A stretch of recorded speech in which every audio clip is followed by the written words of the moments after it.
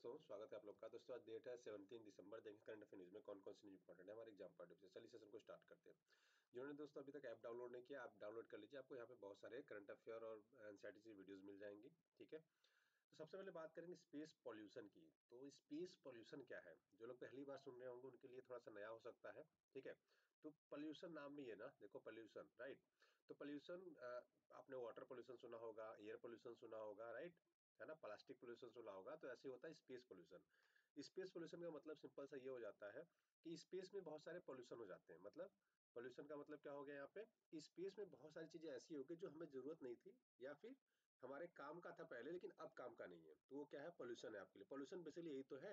जैसे आपने plastic use किया तब वो आपके लिए पोल्यूशन नहीं था, लेकिन प्लास्टिक यूज करने के बाद आपने क्या किया, फेंक दिया, तो आपके लिए क्या हो गया, वो फिर पोल्यूशन हो गया, राइट, है ना। अब देखो स्पेस में ऐसा क्या हो रहा है कि स्पेस पोल्यूशन की बातें होने लगी है। देखो स्पेस पोल्यूशन की बातें आज से नहीं हो रही है, लगभग लगभग करीब 10 साल से ज्यादा हो गए हैं बात करते हुए। ठीक है, तो पहले क्योंकि सैटेलाइट्स कम भेजे जाते हैं, तो अभी टेक्नोलॉजी बहुत डेवलप हो गई है, तो सैटेलाइट्स बहुत तेजी से रैपिडली भेजे जा रहे हैं, है ना। तो देखो एक टाइम याद रखिएगा, अब पृथ्वी ये है ना।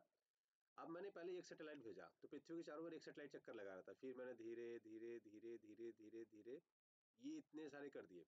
आप सोचो एक देश ने मान लो ये किया, मान लो इंडिया के इसरो ने भेजा इतने सैटेलाइट्स, है ना।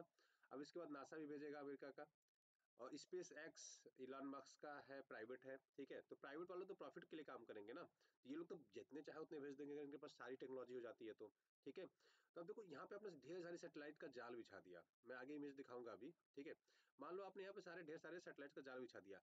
अब जो सैटेलाइट्स एक्सपायर्ड हो जाएंगे, एक्सपायर मतलब जिनकी बैटरी खराब हो जाएगी, जो काम करने लायक नहीं रहेंगे, वो क्या होंगे, वो तब भी ऐसे घूमते रहेंगे। बट सपोज कुछ टाइम बाद इसका कोई पार्ट टूट के किसी और सैटेलाइट से टकरा जाए, तब क्या होगा।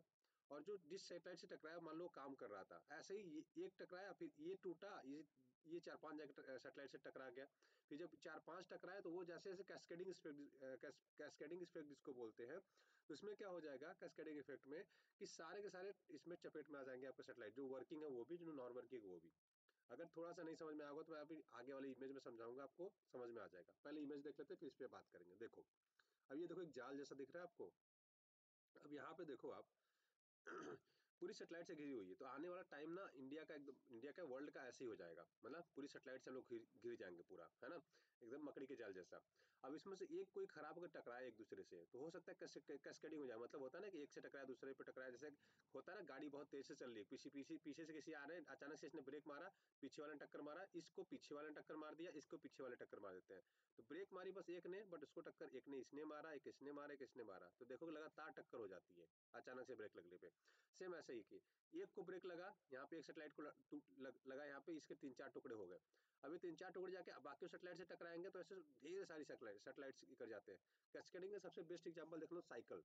आपने कई बार देखा होगा ना, साइकिल खड़ी है, एक साइकिल गिरता है, उसके साइड में जितनी साइकिल लगी रहती है सब गिर जाती है। सेम वही बात की जाती है कि अगर पता लगा एक सेटेलाइट टूटी, एक सेटेलाइट लड़ी, और उसकी उसके साथ जितने भी आसपास में सेटेलाइट है सब लड़ते चले गए, ऐसे ऐसे ऐसे पूरी सेटेलाइट्स खत्म हो सकती है। ठीक है, तो एक बहुत ही मेजर इशू है जो आज के टाइम में हम सोच रहे हैं। देखो कुछ जाल ऐसा हो जाएगा कुछ टाइम बाद, कुछ टाइम बाद ये पूरा मकड़ी के जाल जैसा ऐसा हो जाएगा, जहाँ पे सेटेलाइट्स खराब हो चुके हैं, टूटे फूटे उनके पार्ट्स हैं। ठीक है, एकदम ऐसा ही सिनेरियो पूरा कंप्लीट हो जाएगा। तो अब इसके लिए हम लोग कुछ सोच रहे हैं क्या, या कितने सैटेलाइट्स हैं हमारे इंडिया में, मतलब पूरा वर्ल्ड का। ठीक है, स्पेस में देखो लगभग आज के टाइम पे हमारे पास टोटल जो सैटेलाइट्स है 13,230 सैटेलाइट्स है। ठीक है, जिसमें से अभी भी 10,200 वर्किंग है, बाकी लगभग 3,000 के आसपास, 3,030 के आसपास खराब हो चुके हैं। खराब मतलब ऐसे ही पड़े हैं, वो बस घूम रहे हैं, है ना। अब ये जो खराब हो गए, इसका हम लोग कभी जीवन में यूज नहीं कर पाएंगे, तो इसको साफ सफाई अभियान तो चलाने की जरूरत है ना। अगर आपने घर में गंदगी की है तो आपको साफ भी करना पड़ता है डेली, है ना। आपने कभी अपने कपड़े कहीं और फेंक दिया, कुछ और कहीं फेंक दिया, फिर झाड़ू नहीं लगा, वो धूल हो जाता है, तो हम डेली अपना घर साफ करते हैं, बट हम स्पेस को तो साफ कर ही नहीं रहे हैं, बस हम कचरा फैलाते जा रहे हैं। तो एक बड़ा कंसर्न है, राइट। अब इसके लिए नासा ने क्या किया, तो नासा का एक कैसला सिंड्रोम मिटिगेशन है, जिसमें ये लोग, एक तो कोलेजन ना हो, है ना, जो वर्किंग सैटेलाइट्स है, जो खराब सैटेलाइट्स हो गई हैं उनमें कोलेजन ना हो, उसके लिए थोड़ा सा ध्यान रख रहे हैं। और कैसे उसको हम लोग वहां से हटाया जा सकता है उसके बारे में भी सोच रहे हैं। ऐसे ही ईसा है, यूरोपियन स्पेस एजेंसी, जिनका एक मिशन है क्लियर स्पेस वन। ठीक है, रोबोटिक्स मिशन है, जिसमें ये लोग क्या करेंगे, जो बड़े बड़े डेबरीज है, जो बड़े बड़े बहुत ज्यादा ज्यादा डेबरीज है, उनको वहां से निकाल के हटाने की सोच रहे हैं ये लोग। ठीक है, 2025 में सोच रहे हैं कि ये लोग काम ये करेंगे, जहाँ जो बड़े बड़े सेटेलाइट्स के टुकड़े हैं उनको वहां से रोबोटिक आर्म के थ्रू हम वहां से कैसे भी करके वहां से इंडिया के इंडिया बार बार आ रहा है, अब अर्थ के एटमॉस्फेयर में लाए जहाँ पे वो बर्न आउट हो जाए, बेसिकली ये प्लान चल रहा है। जापान ने दो दो इनिशिएटिव कर रखे हैं, ठीक है। तो याद रखिएगा जापान का एक एल्सा डी मिशन है, जिसमें ये लोग क्या करेंगे इसमें लोग क्या करेंगे, इस डेब्रिस को कैप्चर करने का प्लान कर रहे हैं कि हम लोग क्या करेंगे, कुछ मैग्नेटिक टेक्नोलॉजी का यूज करके इसको कैप्चर करेंगे, कैप्चर करके हम इसको डिस्ट्रॉय करने की कोशिश करेंगे, या तो अर्थ इंडिया के मतलब सॉरी इंडिया नहीं अर्थ के एटमॉस्फेयर में लाके उसको बर्न आउट कर देंगे, जिससे कि वो समाप्त हो जाए, ठीक है। ऐसे ही यूनाइटेड नेशन का भी एक प्रोग्राम है। उसके अलावा एक्टिव डेब्रिस रिमूवल जो प्रोजेक्ट है, ये भी जाक्सा और ये से दोनों मिलकर लगभग किया था, मतलब कर रहे हैं वो लोग, ठीक है। जिसमें ये लोग क्या करेंगे, एक नेट ले जाएंगे, जैसे अब मान लो ये सारी डेब्रीज है ना, या इस वाले इमेज में देखो आप, ये यहाँ पे, ठीक है। अब ये डेब्रीज है पूरी की पूरी। डेब्री मतलब बेसिकली ये होता है कि जो खराब हो गई चीजें, डेब्रीज। अगर कॉन्सेप्ट की बात करें तो एक दिया होता है, पहले अगर जो लोग गांव में रहते हैं उनको पता होगा, ये ऐसे डेब्रीज बनती थी, ठीक है। ऐसा कुछ होता था, यहाँ पे दिया निकला होता था थोड़ा सा, यहाँ पे जलता था ये, उसको हम लोग डेबरी बोलते थे। तो डेबरी कॉन्सेप्ट बेसिकली वही से आया है ना, ठीक है। तो उसका यूज नहीं करो, ठीक है। तो डेबरी कहलाती है, यूज करो तो काम का है। तो यहाँ पे ये लोग सोच रहे हैं कि ऐसे जाल लगा दे, हम कलर चेंज करता हूँ तब आपको दिखेगा, एक सेकंड। देखो, अब ये लोग क्या सोच रहे हैं कि एक जाल हम इसमें लगाएं, और इस जाल के थ्रू क्या करें, पूरा का पूरा जितना है धीरे धीरे जितना हो सकता है एक बार में इकट्ठा करें, और उसको फिर इंडिया मतलब इंडिया नहीं, वर्ल्ड अर्थ के एटमोस्फेयर में लाके बर्न आउट कर दे, या तो फिर हो सकता है कि कहीं और किसी और ऑर्बिट में लाके इसको छोड़ दे, है ना। तो ये सब ऐसे प्लान बना रहे हैं। तो आने वाले समय में ये बहुत बड़ा एक इशू होने वाला है, ठीक है। तो याद रखिएगा, एग्जाम पॉइंट से रिलेवेंट है, आपसे पूछा जा सकता है। कौन कौन से देश इन्वॉल्व है, आपको ये पूछा जा सकता है ना। जापान है इसमें, यूएसए है, क्योंकि मेजरली देखोगे तो रॉसकॉस्मोस रसिया का हो जाता है, चाइना का हो जाता है, फिर उसके बाद इंडिया का इसरो हो जाता है, नासा हो जाता है यूएसए का, यूरोपियन स्पेस एजेंसी ईएसए बोलते हैं, और जापान का जाक्सा हो जाता है। तो मेजरली देखोगे स्पेस में जो लोग काम कर रहे हैं, यही लोग काम कर रहे हैं। और स्पेस एक्स जो हो जाता है, वो हो जाता है आपका प्राइवेट है, इलन मस्क का, ठीक है। तो इतनी चीजें आप याद रखेंगे। अब एक डिजर्ट नाइट एक्सरसाइज हुआ, 3 देशों के बीच में होता है, इंडिया, फ्रांस और यूएई के बीच में, ठीक है। तो याद रखिएगा ये अरेबियन सी में हुआ है, ठीक है। अरेबियन सी में हुआ है। तो भारत की अगर बात करें अरेबियन सी किधर है, तो देखो इंडिया का जब मैप बनाओगे, तो इंडिया के जब नीचे का मैप बनाओगे, तो ये वाला पूरा एरिया अरेबियन सी कहलाता है ना। गुजरात से इधर से देखोगे तो ये पूरा अरेबियन सी कहलाता है। तो अरेबियन सी में हुआ, ये पूछा जा सकता है आपसे, जो वनडे एग्जाम होते हैं पीसीएस वगैरह में ज्यादा पूछे जाने के चांसेस रहते हैं, ठीक है। क्योंकि 22 जनवरी को, 22 दिसंबर को अभी यूपीपीएससी का पेपर है, तो सकता है आपको वहाँ पे पूछा जा सकता है। तो desert night air combat exercise हुआ 3 देशों के बीच, इंडिया, फ्रांस, यूएई के बीच में, ठीक है। इतनी चीजें हो गई। अब फ्रांस को आपको देखना बनता है। तो फ्रांस की देखो कैपिटल क्या है, पेरिस है, ठीक है। ये याद रखिएगा, फ्रांस की कैपिटल क्या है, पेरिस है। ये याद रखिएगा, ओलंपिक भी हुआ है, तो ये भी एग्जाम पॉइंट से इंपॉर्टेंट हो जाता है, राइट। तो याद रखिएगा, इसके जो पड़ोसी देश है, नीचे स्पेन से बॉर्डर शेयर करता है, इधर मेडिटेरियन सी से बॉर्डर शेयर करता है। यहाँ पे एक मोनाको कंट्री है, यहाँ पे याद रखिएगा इसी से बॉर्डर शेयर करता है। उसके बाद इटली से बॉर्डर, स्विट्जरलैंड, ठीक है, जर्मनी, लग्जमबर्ग, बेल्जियम, इनके साथ बॉर्डर शेयर करता है। प्लस इंग्लिश चैनल है जो यूके के साथ बॉर्डर शेयर करता है, ठीक है। तो इंग्लिश चैनल, ठीक है, बे ऑफ बिस्के और मेडिटेरियन सी, ये तीनों याद रखिएगा, तीनों से बॉर्डर शेयर करता है। बे ऑफ बिस्के की अगर बात करें, तो इधर देखोगे स्पेन और फ्रांस मिलकर बॉर्डर शेयर करते हैं, राइट। और जो इंग्लिश चैनल है, ये यूके और फ्रांस के बीच में है, तो याद रखेंगे, एग्जाम पॉइंट से रिलेवेंट हो जाता है। और मेडिटेरियन सी से भी अपना बॉर्डर शेयर करता है, ठीक है। अब यूएई की बात करेंगे, तो यूएई जो बॉर्डर शेयर करता है दोस्तों, ये सऊदी अरब और ओमान के साथ बॉर्डर शेयर करता है, ठीक है। इधर सऊदी अरब के साथ बॉर्डर शेयर करता है, और इधर ओमान के साथ बॉर्डर शेयर करता है। छोटा सा एक पार्ट यहाँ पे देखो, यहाँ पे जो छोटा सा पार्ट है ना, ये एक्चुअली ओमान का है, हमें लगता है यूएई का है। तो याद रखिएगा, जो स्टेट ऑफ हार्मूज है, ये आपका स्टेट ऑफ हार्मूज है ना, ये बॉर्डर शेयर करता है बेसिकली ओमान के साथ, ना कि यूएई के साथ। तो ये कई बार एग्जाम में डायरेक्टली पूछा जा सकता है। तो याद रखिए, इधर ईरान हो जाता है ऊपर, ईरान के इस साइड ईरान है देखो, और इधर क्या है आपका, ओमान है, ठीक है। इतनी चीज याद रखिए स्टेट ऑफ हार्मोज में।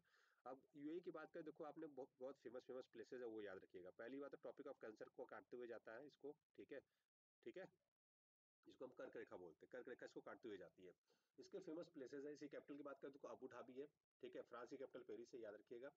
उसके अलावा देखो, दुबई आपने सुना होगा, शाहजहां सुना होगा, ये सब इंपॉर्टेंट प्लेसेस है जो आपके एग्जाम पॉइंट में पूछे जा सकते हैं, मैच ऑफ द फॉलोइंग में। तो याद रखिएगा, शाहजहां, दुबई और अबू धाबी, ठीक है। ये तीन बेसिकली बहुत ज्यादा इंपॉर्टेंट है, तो इतना याद रखेंगे, ठीक है। अब उसके अलावा देखो, कुछ रिवर्स भी याद रखिएगा। आपसे पूछा जाता है एब रिवर कहाँ है, एल्ब रिवर कहाँ है। तो एल्ब रिवर याद रखिएगा, जर्मनी में है। अच्छा सॉरी, जर्मनी का ऐड हो गया यहाँ पे, ठीक है, फ्रांस का ऐड करना था, ठीक है ना। तो ये बस याद रखिएगा, फ्रांस जर्मनी दोनों ही ठीक है, पास पास ही है तो कोई दिक्कत नहीं। अब फ्रांस की मैपिंग भी कर ही लेते हैं ना, अगर आप ऐड ही हो गया तो। देखो फ्रांस का जो बॉर्डर देखो तो नीदरलैंड के साथ बॉर्डर शेयर होता है, बेल्जियम के साथ बॉर्डर शेयर होता है, इधर फ्रांस के साथ शेयर होता है, छोटा सा कंट्री लग्जमबर्ग इसके साथ भी बॉर्डर शेयर होता है, और फ्रांस का भी बॉर्डर लग्जमबर्ग के साथ शेयर होता है, ठीक है। और इधर देखोगे नीचे तो ये स्विट्जरलैंड आ जाता है, उसके नीचे ऑस्ट्रिया, चेक रिपब्लिक, पोलैंड, और ऊपर डेनमार्क के साथ बॉर्डर शेयर करता है, ठीक है। तो इतनी चीज याद रखिए जो एग्जाम पढ़ने से रिलेवेंट हो जाता है, ठीक है। चलो आगे बढ़ते हैं। डिजीज एक्स के बारे में बात करेंगे थोड़ा सा। डिजीज एक्स क्या है? देखो डिजीज एक्स बेसिकली ये है कि जिस ऐसा ये ऐसा रोग है जिसके बारे में हमें पता ही नहीं चल रहा है कि कैसे हो रहा है, क्यों हो रहा है, किसका क्या कारण है, इसीलिए इसका नाम भी रख दिया गया क्या, डिजीज एक्स। कहाँ से फैल रहा है ये? तो कॉन्गो से, डीआरसी, ठीक है, डेमोक्रेटिक रिपब्लिक ऑफ कॉन्गो से फैल रहा है, ठीक है। अब कहा जा रहा है कि 70% चांसेस ये है कि ये जूनेटिक है। जूनोटिक क्या होता है? जूनेटिक बेसिकली दोस्तों वो बीमारियां होती है जो जानवरों से फैलती है, उसको हम जूनेटिक बोलते हैं, है ना। तो एक टर्म याद रखिए, कई बार आपसे पूछते हैं कि जूनेटिक क्या होते हैं, तो वो बीमारियां जो जानवरों से हमें फैलती है उसको हम जूनेटिक बोलते हैं। अब कहा जा रहा है कि वायरस भी हो सकता है, बैक्टीरिया हो सकता है, परजीवी, कवक, पिजन, किसी से भी उत्पन्न हो सकता है, ऐसा कहा जा रहा है, ठीक है। तो याद रखिएगा डिजीज एक्स क्या है, आपसे पूछा जा सकता है कौन से देश में फैला है पहले, तो याद रखिएगा कांगो, जिसका अगर बात करें फुल फॉर्म तो डीआरसी इसको बोलते हैं, democratic republic of Congo. Congo लोकतंत्रातिक तांत्रिक गणराज्य बोलते हैं, ठीक है, लोकतांत्रिक गणराज्य बोलते हैं। तो इतनी चीज याद रखेंगे, थोड़ा सा मैपिंग भी इसका हम लोग देखेंगे एक बार, है ना, ये कहाँ पे है, ठीक है। तो याद रखिएगा जो डीआरसी है ना, अफ्रीका का दूसरा सबसे बड़ा कंट्री है, ये भी याद रखिए जो एग्जाम पॉइंट से आपके लिए रिलेवेंट हो जाता है। अब अफ्रीका की बात करें तो अफ्रीका है कहाँ पे, है ना। देखो एक आप कंट्री का नाम सुनते होंगे साउथ अफ्रीका, तो साउथ अफ्रीका अफ्रीका में कहाँ पे है? ये यहाँ पे आता है, यहाँ पे है साउथ अफ्रीका आपका। पूरा अफ्रीकन कॉन्टिनेंट यहाँ पे है, और इसके बीच में यहाँ पे आता है डीआरसी, ठीक है, डेमोक्रेटिक रिपब्लिक ऑफ कॉन्गो, ठीक है, लोकतांत्रिक गणराज्य जिसको बोलते हैं, कांगो लोकतांत्रिक गणराज्य, ये रहा, है ना। तो अल्जीरिया के बाद ये सेकंड आपका हाईएस्ट हो जाता है, तो याद रखेंगे, ठीक है, ये है। तो इसके पड़ोसी अब देश कौन कौन से हैं, थोड़ा इसका जूम करके देखेंगे तो आपको ज्यादा अच्छे समझ में आ जाता है, और इसमें एक लेक है, उस लेक के बारे में भी थोड़ा सा हम लोग चर्चा करेंगे, ठीक है ना। चलो, तो इसके बॉर्डर सबसे पहले तो कॉन्गो रिवर है, ठीक है, याद रखिएगा, जो दो बार क्या करती है, दो बार आपका इक्वेटर को काटती है। तो एक सबसे पहला क्वेश्चन तो ये बनता है कौन सा रिवर है जो दो बार इक्वेटर को काटती है। तो इक्वेटर कहीं इधर से गुजरता है, ये इधर से कहीं से गुजरता है, जो ये कॉन्गो रिवर दो बार काटती है, एक तो यहाँ काटती है, एक बार यहाँ काटती है। तो सबसे पहला क्वेश्चन इससे यही पूछा जाएगा कि कॉन्गो रिवर कहाँ पे है, तो डीआरसी में है, पहला चीज। नाम भी कॉन्गो है, कॉन्गो ये भी है, ठीक है। दूसरा, ये इक्वेटर को दो बार काटते हैं, भूमध्य रेखा को दो बार काटते हैं, ये याद रखिएगा। इसके पड़ोसी देश कौन कौन से याद रखिएगा, Central Republic of Africa, Central CRC, CAC, CR बोलते हैं, ठीक है, सेंट्रल अफ्रीकन रिपब्लिक बोलते हैं इसको। इधर आपका कॉन्गो आता है, जो कॉन्गो, कॉन्गो रिपब्लिक, दोनों अलग अलग है, ठीक है। और इसका अगर किनशासा इसकी कैपिटल है, याद रखिएगा। पड़ोसी इसके और बाकी कौन है, अंगोला है, जाम्बिया है, तंजानिया है, बुरुंडी है, रवांडा है, युगांडा है, सूडान है, इतने हैं। और ये बेसिकली सूडान नहीं, साउथ सूडान इसको हम लोग बोलते हैं, तो याद रखिएगा, ठीक है। तो एग्जाम पॉइंट से रिलेवेंट हो जाता है, राइट। अब यहाँ पे लेक देखो एक है, ये लेक बेसिकली देखो तंजानिया के साथ नेचुरल बॉर्डर बनाता है, ये वाला लेक जहाँ पे मैं ये ग्रीन कलर से हाईलाइट कर रहा हूँ, है ना। ये इस लेक को बेसिकली आप याद रखिएगा, ठीक है। इसको तंजानियन लेक बोलते हैं बेसिकली कई बार, ठीक है। तो याद रखिएगा कहाँ पे है, तो नेचुरल बॉर्डर बनाता है किसके साथ, तंजानिया और कॉन्गो के साथ। इतनी चीजें आपको याद रखना है। मैंने रिवर बता दिया आपको, कॉन्गो रिवर दो बार काटता है, ये पूछा जा सकता है आपके एग्जाम पॉइंट से रिलेवेंट जाते हैं, कौन सी रिवर अफ्रीका में है जो भूमध्य रेखा को दो बार काटती है, ठीक है, तो याद रखेंगे, है ना। चलो आगे बढ़ते हैं, ठीक।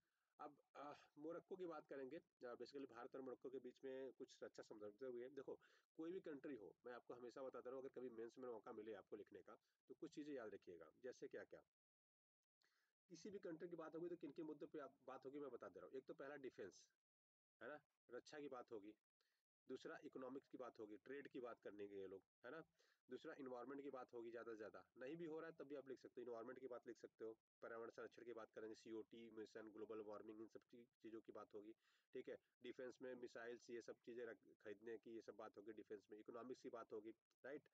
और पॉलिटिकल स्टेबिलिटी की बात हो सकती है ना। पॉलिटिकल स्टेबिलिटी, अगर किसी देश में कुछ भी ऊपर नीचे बहुत ज्यादा हो रहा है तो वहाँ पे वो पॉलिटिकल स्टेबिलिटी की बात कर सकते हैं, राइट। ये सब देखो जनरली टॉपिक्स होते हैं जिसमें आप अगर नहीं भी पता कुछ भी तो आप ये टॉपिक तो लिख सकते हो। डिफेंस में हम लोग एग्रीमेंट कर रहे हैं, इकोनॉमी को हम लोग अच्छे करने की कोशिश कर रहे हैं, ट्रेड की बात कर लेते हैं, इकोनॉमी में ट्रेड भी आ जाता है उससे, बट ट्रेड की बात करेंगे, है ना, एफडीआई की बात करेंगे, फॉरेन डायरेक्ट इन्वेस्टमेंट की बात करेंगे, सारे इकोनॉमिक्स के पार्ट में आ जाता है। और इन्वायरमेंट की बात करेंगे, पर्यावरण को कैसे अच्छा रखा जा सकता है। तो अगर आप कभी उत्तर लिखो, अगर आपको नहीं पता किसी देश के रिलेशन के बारे में, जस्ट ये टॉपिक्स उठाओ, उसमें आप लिख दो, आपको सारी चीजें क्लियर हो जाएंगी। ठीक है, और एग्जामिनर को भी क्लियर हो जाएगी, हाँ इसको पता है, भले ही पता ना हो लेकिन आपको पता है ना। ठीक है, तो ये चीज याद रखेंगे। अब मोरक्को कहाँ पे, तो मोरक्को की याद रखिएगा, मोरक्को से दो देश घिरे हुए हैं, एक तो वेस्टर्न सहारा और एक अल्जीरिया, और इधर African ocean, basically Atlantic ocean से बॉर्डर लगता है। ठीक है, और यहाँ पे एक आपका ये जिब्राल्टर स्टेट है, तो याद रखिए स्पेन और मोरक्को के बीच में आता है, मेडिटेरियन सी, और इधर आपका आ जाता है अटलांटिक सी। तो अटलांटिक ओशियन और मेडिटेरियन सी को जोड़ता है जिब्राल्टर स्टेट। जिब्राल्टर स्टेट किसके किसके बीच में है, तो स्पेन और मोरक्को के बीच में आता है। तो इतनी चीज याद रखें जो एग्जाम पॉइंट से रिलेवेंट हो जाता है। इसकी कैपिटल रबात है, ये याद रखेंगे। प्लस ये फेमस प्लेस है मराकेश। मराकेश से कई सारी ट्रीटियां हैं डिसेबिलिटी के लिए, कई सारी है कि डिसेबिलिटी के लिए बुक प्रोवाइड कराएंगे। ठीक है, फिर यूएनएफ ट्रिपल सी की एक दो ट्रीटियां यहाँ पे हुई हैं, राइट। तो मराकेश याद रखिएगा फेमस नाम है। तो आपसे मैच ऑफ द फॉलोइंग देके पूछ देगा कि मराकेश किस देश से संबंधित है, तो याद रखिए मराकेश किससे संबंधित है, मोरक्को से, तो एमएम से, मराकेश मोरक्को, मराकेश मोरक्को, ऐसे करके याद रखेंगे तो आपको लॉन्ग टाइम तक याद रहेगा। ठीक है, रबात हमने बता ही दिया, लगभग सारी चीजें इसमें हम लोग डिस्कस कर लिया।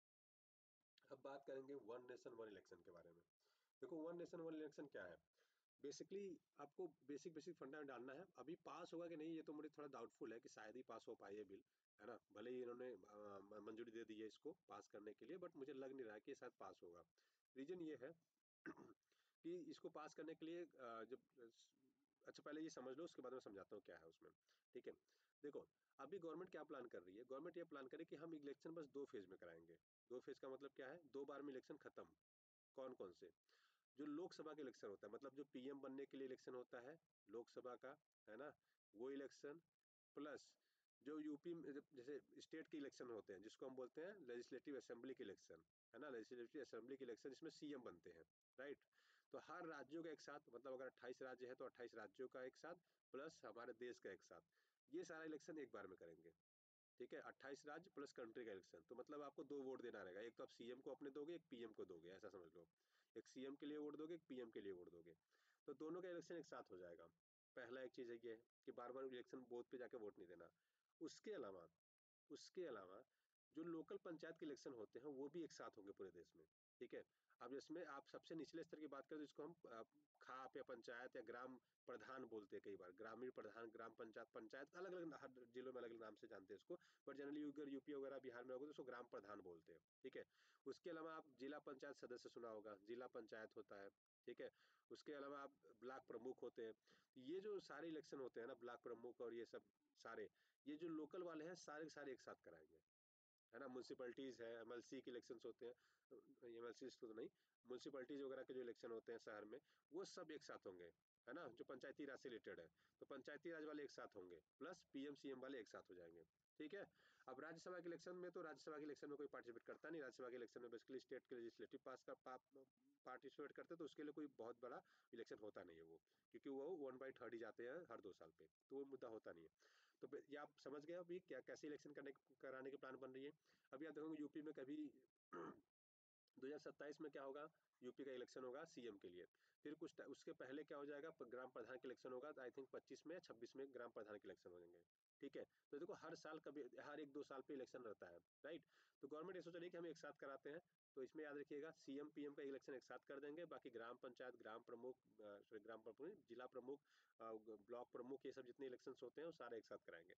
अब इसमें कौन कौन से आर्टिकल को अमेंड करेंगे ये मुद्दा है। तो आर्टिकल 82, 83, 327 और 324 में संशोधन करेंगे।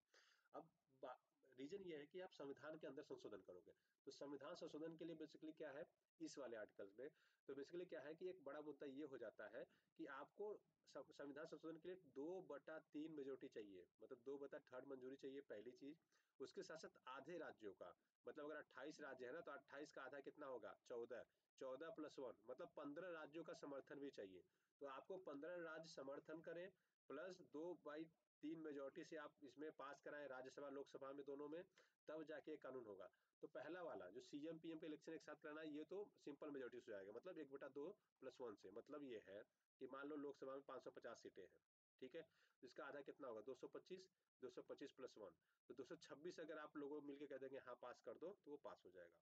ठीक है, 226 कह देंगे, नहीं शायद मैंने गलत लिख दिया, 275 होगा, सॉरी, यहाँ 275 रहेगा ना, 275, तो 276 लोग अगर कह देंगे कि जी पास कर दो तो पास हो जाएगा, नहीं कहेंगे तो नहीं हो पाएगा। लेकिन 2/3 का मतलब ये हो जाएगा कि इसमें इसका 2/3 हो जाएगा ये आपका। ठीक है, तो ये थोड़ा सा डिफिकल्ट हो जाएगा सेकंड वाला अमेंडमेंट। अब इसके लिए कमेटी बनी थी, ये आपसे एग्जाम में पूछा जाएगा, रामनाथ कोविंद जो हमारे भूतपूर्व राष्ट्रपति जी थे, उनके नाम पे ये कमेटी बनी, तो उन्हीं उन्हीं इस कमेटी में थे वो। तो याद है कि रामनाथ कोविंद कमेटी बना था वन नेशन वन इलेक्शन के लिए, उन्होंने लगभग 18,000 पेजेस में अपना 18,026 पेजेस में रिपोर्ट सबमिट की है। ठीक है, सितंबर 2023 में इस कमेटी का फॉर्मेशन हुआ था। तो ये याद रखिएगा, एग्जाम पॉइंट से बहुत ज्यादा रिलेवेंट है। फर्स्ट कंडक्ट होगा आपका, याद रखिएगा, लोकसभा और ऑल लेजिस्लेटिव असेंबली का। जब पहला हो जाएगा तो उसका 100 दिन के अंदर कराना है, ये भी याद रखिएगा। एक इंपॉर्टेंट फैक्ट आपके लिए ये भी हो जाता है कि जो इलेक्शन हो जाएगा ना, तो 100 दिन के अंदर हमको दोबारा इलेक्शन कराना पड़ेगा, ये 100 डेज के अंदर। तो 3 महीने के अंदर, मान लो लगभग लगभग 3 महीने के अंदर ये लोग कराएंगे। ठीक है, जैसे आज मान लो लोकसभा का प्लस स्टेट लेजिस्लेटिव असेंबली का हो गया, मतलब पीएम सीएम के इलेक्शन अगर आज हो गया, आज की तारीख से लेकर 100 दिन के अंदर, मतलब 3 महीना 10 दिन के अंदर में क्या कराना पड़ेगा हमको, फिर ये पंचायत के, म्यूनसिपलिटीज के ये इलेक्शन कराने पड़ेंगे। ठीक है, तो बस एक ही बार में इलेक्शन करके 4 महीने में सरकार खाली, है ना, इलेक्शन कमीशन खाली होकर चुपचाप बैठेगा फिर उसके बाद। राइट, ठीक है। चलो बात करेंगे वर्ल्ड चैंपियनशिप 2024 के बारे में। तो डी गुकेश को बेसिकली मतलब वर्ल्ड चैंपियनशिप इन्होंने जीता है। तो याद रखिएगा, एग्जाम पॉइंट से थोड़ा सा स्टेट वाले में एग्जाम में रिलेवेंट हो जाता है, आपसे डायरेक्टली पूछा जाएगा। ठीक है, तो याद रखिए विश्वनाथ आनंद 5 बार वर्ल्ड चेस चैंपियन रहे हैं, और ये डी जो गुकेश हैं ये पहली बार हुए हैं 2024 के, पहले हैं। सबसे बड़ी बात यह कि 18 साल के हैं, तो यंगेस्ट है, याद रखिएगा, यंगेस्ट वर्ल्ड चेस चैंपियन है ये, तो ये याद रखिएगा वर्ल्ड के। ठीक है, तो याद रखिएगा एग्जाम पॉइंट आपके लिए थोड़ा सा इंपॉर्टेंट हो जाता है, इन्होंने हिस्ट्री किया है। ठीक है, youngest world chess champion, Tamil Nadu के रहने वाले दोस्तों। ठीक है, याद रखिएगा एग्जाम पॉइंट से। अच्छा, ट्विटर वगैरह आप देखो तो अलग ही चल रहा है कि 12 करोड़ रुपए इनको प्राइज मिलने वाली है, इसमें से 5 करोड़ गवर्नमेंट ले लेगी। तो वो सब नहीं, आप देखिए। ठीक है, आपके एग्जाम पॉइंट ऑफ व्यू से क्या रिलेवेंट है वो आप देखिए। ठीक है ना, तो याद रखिएगा, इससे पहले विश्वनाथ आनंद 5 बार वर्ल्ड चैंपियन रहे हैं। डी गुकेश जो है पहली बार वर्ल्ड चैंपियन है, लेकिन यंगेस्ट है पूरे वर्ल्ड के, 18 साल की उम्र इनकी उम्र है, और तमिलनाडु के रहने वाले हैं। ठीक है, तो इतनी चीज याद रखेंगे जो एग्जाम पॉइंट से आपके लिए क्या है, रिलेवेंट है। ठीक है, ये मैंने कल भी ऐड किया था, आज भी ऐड किया, क्योंकि ये थोड़ा सा इंपॉर्टेंट हो जाता है दोस्तों। तो याद रखिए, कैस्पियन सागर से मैंने बताया था, तारीख पे नाम पे याद रखिएगा कौन कौन से देश से वाटर शेयर करता है। तो टी से तुर्कमेनिस्तान, ए से अजरबैजान, आर से रसिया, आई से ईरान, के से कजाकिस्तान। और अरल सी का मैंने बताया 2 ही देश से गिरता है, कजाकिस्तान और यूके, या के यू के नाम से, कू या यूके के नाम से मैंने बोला था, याद रख लेना, उज्बेकिस्तान और आपका कजाकिस्तान। ठीक है, इसमें 2 रिवर आके मिलती है, श्री दर्या और अमू दर्या। तो ये थोड़ा सा याद रखेंगे, आपके एग्जाम पॉइंट से इंपॉर्टेंट हो जाता है। ठीक है, तो आज के वीडियो में इतना रहेगा, कुछ वीडियोस थोड़े से रह गए हैं, दो तीन टॉपिक वो हम कल वाले में डिस्कस कर लेंगे। ठीक है, तो डेली एक दिन वीडियो लंबा होने से अच्छा क्या है, थोड़ा थोड़ा वीडियो में हम उसमें ऐड करते चलेंगे, तो आपका समय भी बचेगा, आपका टाइम से मैनेजमेंट भी हो जाएगा। ठीक है, तो चलो आज की वीडियो में इतना रखते हो दोस्तों, आशा करते हैं वीडियो पसंद आएगा। पसंद आया तो मेरे दोस्तों के साथ लाइक से सब्सक्राइब करना ना भूलिएगा। वीडियो देखने के लिए बहुत बहुत धन्यवाद, आपका दिन शुभ हो। Thank you so much, have a great day.